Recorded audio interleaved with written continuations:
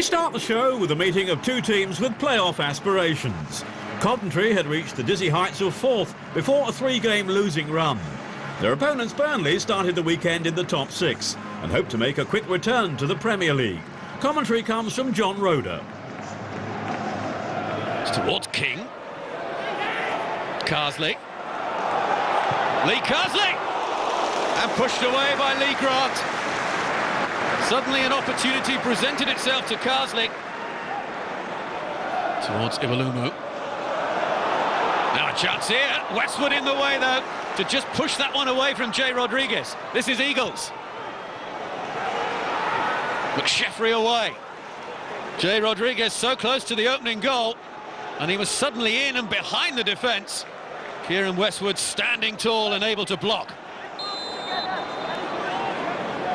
It's McSheffrey. Oh, it's a super save. Lee Grant at full stretch to just push that one away to safety. Gary McSheffrey looking for his fifth goal of the season, and he came mighty close to claiming it. Eagles, Elliott, Eagles, strong surging run from him. Well, that's an excellent opportunity for Burnley to open the scoring. You can see what he's trying to do, just scoop the ball over Westwood. Duff. Mears, Iwalumu, he's onside here, Chris Iwalumu, what a chance! McSheffrey across to take this corner. Away by Iwalumu. Gunnison with the header. This is Michael Doyle. Strikes it well! Strikes it very well! Michael Doyle puts Coventry in front with an excellent shot. Well, the last time Coventry played Burnley here, Doyle was on the scoreline in a defeat through a crowd of players and beyond Lee Grant. Mighty have scored the winner here.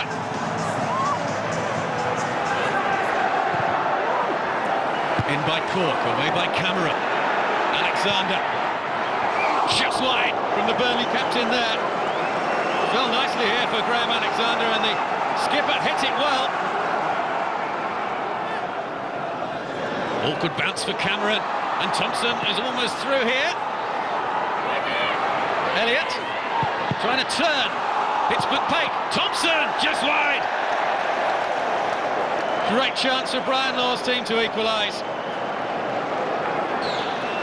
The sky blue song ringing out around the Ricoh Arena. Here's Lukas Jukovic. Goalkeepers come out, Grant, and Jukovic. Oh! Everybody inside the ground was expecting a second goal for Coventry then.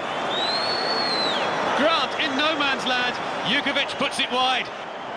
I asked for a performance before the game. We didn't particularly get a good performance, but what we got was a result, and that's what the Championship's all about. It's about making sure that even when you don't play well, you're organised and you're efficient, and we did that, and we managed to get a win against a very good team, I think. I'm just disappointed with our own play rather than the way that Coventry was set about it. I just thought, yeah, we should have come away with something, but all we've come away with is disappointment. Cardiff versus Nottingham Forest, two of the teams that made the playoffs last year. Jay Bothwood back in a Cardiff shirt after becoming the first serving Bluebird to play for England. But it was last season's top scorer Peter Whittingham who almost put Cardiff ahead. Man of the moment Bothwood had a great chance to add to his already memorable week when he was put through by Craig Bellamy, unable though to claim his 16th goal of the season. Maybe Fabio Capello knows about Forest midfielder Lewis McGugan. This strike, another contender in his very own goal of the season competition. McGugan's 9th in all, and Forest looking for their first win against Cardiff since 1976. McGugan again the Cardiff tormentor after the break, supplying sub Dexter Blackstock with 6 minutes remaining. The clincher.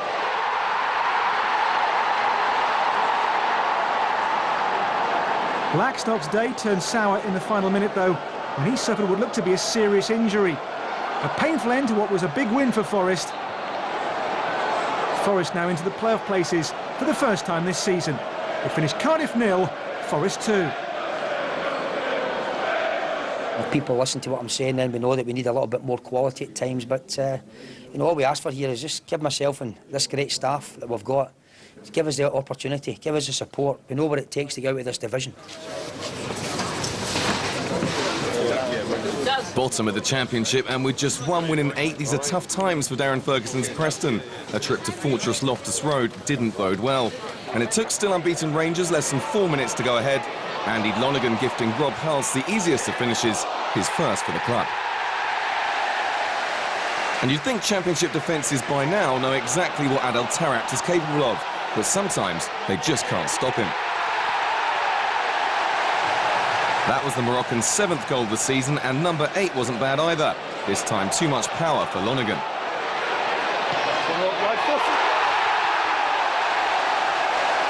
Preston did pull a goal back late on, but even that was scored by a QPR player, Matt Connolly, with a lapse in concentration. Rangers return to the top, Preston still rock bottom.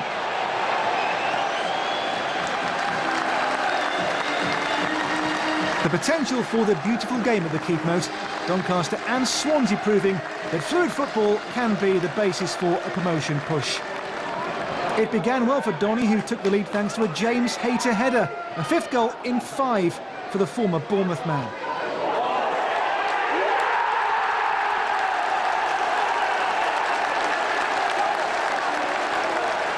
Swansea chasing a 5th successive away league win and were almost level when Darren Pratley went through.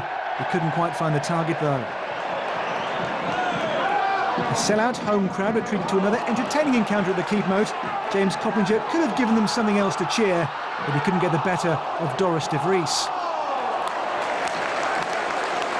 Another slick Rovers move gave David Healy the chance to add to his 2 goals for the club, but again de Vries up to the job. Still, it looked like Donny had done enough to claim all the points.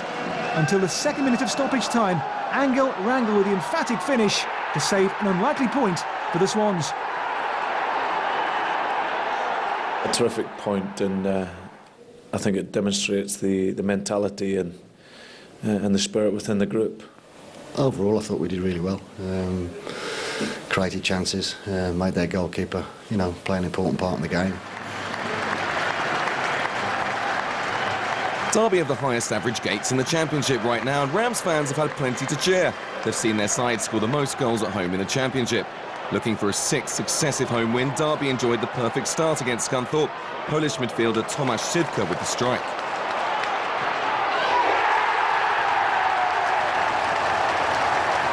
But Scunthorpe have saved their best performances for the road. They'd won their last 3 away matches, and they levelled here just before the half hour.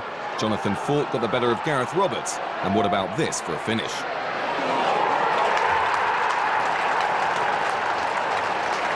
Ten minutes later, Spanish forward Alberto Bueno's trickery earned his side a penalty.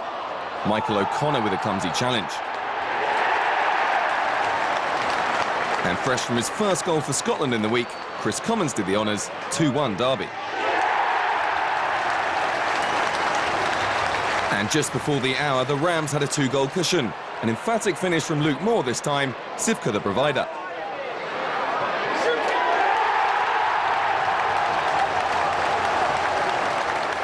But there was still more to come. Gareth Roberts had received a yellow card just 2 minutes before this challenge on Martin Wolford. Penalty Scunthorpe, and a 2nd yellow for Roberts.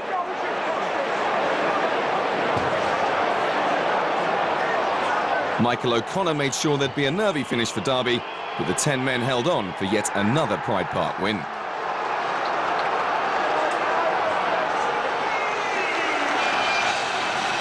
A record all-seater crowd at Carrow Road as over 26,000 packed in to see 2 sides who gained automatic promotion from League One last season. A bad week for Paul Lambert as he was charged with improper conduct after his comments following the draw with Reading. His afternoon didn't begin well here. Leeds' Luciano Becchio was fouled in the build-up, but as the referee played on, Max Gradle made the most of the opportunity to shoot under John Ruddy. Norwich had Grant Holt up front after his red card against Reading was rescinded by the FA, and the captain nearly grabbed an equaliser. Kasper Schmeichel grateful for the fortunate rebound. But the home side's pressure finally told. David Fox's corner met by Leon Barnett, His first goal for the Canaries, his first for anyone for 2.5 years. It finished 1-1, a fourth consecutive draw for Norwich. It's never easy being the home team and the onus is on you to make the running, but as I said, I'm delighted with the lads. With a great spirit, that's one thing they've got. They've got it in abundance. And I thought the second half we were absolutely terrific. It was two teams going head to head like we did last year and playing the game in the right manner and both trying to win it till the very end there. And it's a good advert for two teams that have been promoted from League One into the Championship this year. Still to come, Sheffield United take on fellow strugglers Crystal Palace. And a League One thriller from the Valley where Charlton play Yeovil.